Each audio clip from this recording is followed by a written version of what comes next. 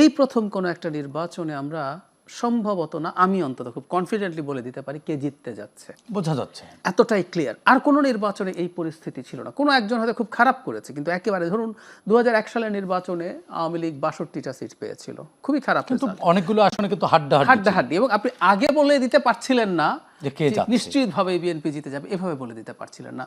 Even 2008 সালে এটা to some extent একটা রিগড নির্বাচন, এটা অন্য ফর্মে কারচুপি হয়েছে, বিএনপি খুবই খারাপ রেজাল্টও দেয়া হয়েছে তাকে, কিন্তু জনগণ বুঝতে পারে, কিন্তু আগে বোঝা যায়নি যে এটা এই পরিস্থিতি হতে পারে। এই প্রথম আমরা এইভাবে বলতে পারছি। সো এই পয়েন্ট অফ ভিউতে তাহলে বোঝাই গেল যে জামাত কেমন করতে পারে, যেমন এবং তার নেতৃত্বাধীন দল।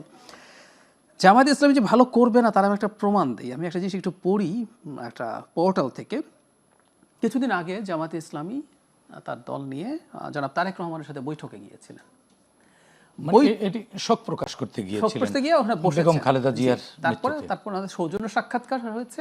বেরোনোর পর, সৌজন্য সাক্ষাতের পর বেরিয়ে জামাতের আমির কিছু কথা বলেছেন যেগুলো রাজনৈতিক। হ্যাঁ, আমি একটু এই কথাগুলো পড়ি, তাহলে বোঝা যাবে জামাত উনি মানে আমির স্বয়ং যখন বলছেন, উনি কি বলছেন। ওনারা বলছেন, আজকে এই নিয়ে আমরা আলাপ আলোচনা করেছি, আমরা এটাও বলেছি প্রিয় দেশের স্বার্থে অতীতে আমরা একসাথে কাজ করেছি, আগামীতেও দেশের স্বার্থে ইনশাল্লাহ একসাথে কাজ করবো। আচ্ছা, তারপর বলছেন তারেক রহমান সহ বিএনপি সবাই একই আকাঙ্ক্ষা ব্যক্ত করেছেন। এরপরের জায়গাটা খুব ইম্পর্টেন্ট। আমরা বলেছি যে 5টা বৎসরের জন্য জাতির স্থিতিশীলতার স্বার্থে একটা সুন্দর পরিবেশ ফিরিয়ে আনার স্বার্থে আমরা সবাই মিলেমিশে ভালো কোনো চিন্তা করতে পারি কি না, সেটাও আমাদের চিন্তা করা দরকার, একটা চিন্তার স্থিতিশীলতার জন্য। আমি খেয়াল করেন, শেষে বলছেন, আমরা এটাও বলেছি নির্বাচনের পর সরকার গঠনের আগেই আমরা বসবো, খোলা মনে কথা বলবো, জাতির জন্য আমরা চিন্তা করব, জাতির জন্য সিদ্ধান্ত নেব। তো নির্বাচনের পর সরকার গঠনের আগে আবার বসবেন বলছেন, স্থিতিশীলতার জন্য 5 বছরের জন্য কিছু করতে পারি কি না, একটা গ্যাপ আছে। তার মানেটা হচ্ছে, আমি এখন খোলাখুলি যদি বলে, আমি যেটা পড়ে বুঝি, উনি এটা বার্তাও দিতে চেয়েছেন, আবার সরাসরি বলে ফেলতে চাননি, সেটা হচ্ছে একটা জাতীয় সরকার বিএনপি তৈরি করবে অনেক দিন থেকে। এটা ইভেন শেখ হাসিনার সময় থেকে, 2022 সাল থেকেই তাদের একটা এক ধরনের প্রস্তাবনা আছে। আমি আমিরের এই বক্তব্য পড়ে আমার মনে হচ্ছে তিনি জাতীয় সরকারে যেতে চান। তাহলে গণতান্ত্রিক পার্লামেন্টে অপোজিশনে কে থাকবে? কিছুই হবে না, এটা হয় না।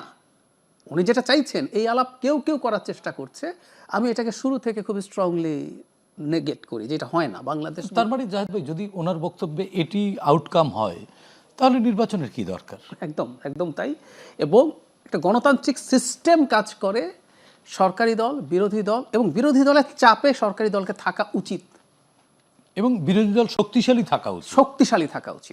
যেমন 14 সালের পরে আমরা পার্লামেন্টে কিন্তু বিরোধী দল দেখেছি, আমরা বের করতে পারিনি যে কে বিরোধী দল কে সরকারি দল। তার চেয়ে জরুরি কথা এই যে আপনি আগে ভাগে বলে দিতে পারছেন মোটামুটি, তার মানে কি পরাজয় এক প্রকার, এক ধরনের পরাজয় মেনে নেয়? আমি তাই দেখছি। এবং উনি বিরোধী দলেও থাকতে চাচ্ছে না, তার মানে আমি ধারণা করি ওনার সংখ্যাটাও এত ছোট হতে পারে বলে তিনি ভয় করছেন, মানে বুঝে ফেলেছেন যে এই সংখ্যা নিয়ে, আমার ইন্টারপ্রিটেশন এরকম, মানে এই সংখ্যা নিয়ে বিরোধী দল হওয়াটাও তাদের জন্য প্রবলেম্যাটিক হবে।